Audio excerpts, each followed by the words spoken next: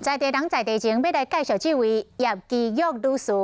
伊已经过身的翁婿是婚姻人。前几年咧治疗着肝癌的时阵，拢爱倚靠着救护车来载送。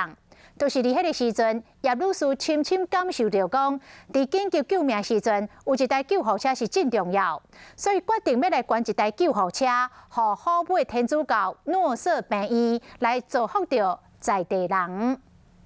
讲到因为肝癌过往的先生叶基玉女士伫台顶讲袂出话，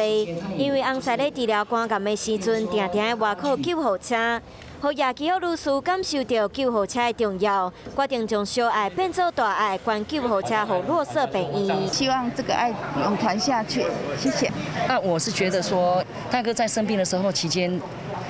变成说他是用之于社会嘛，然后现在是回馈社会。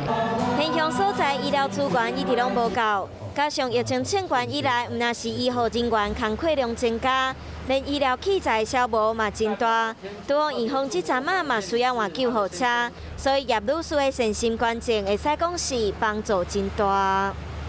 伊要把这个小爱吼，把化到这个大爱吼，来互咱这个婚姻需要患者会当讲，因为这个救护车有真好的品质。期待以后这台救护车会使互病人上紧的救护，而且嘛，互医护人员的安全有保障。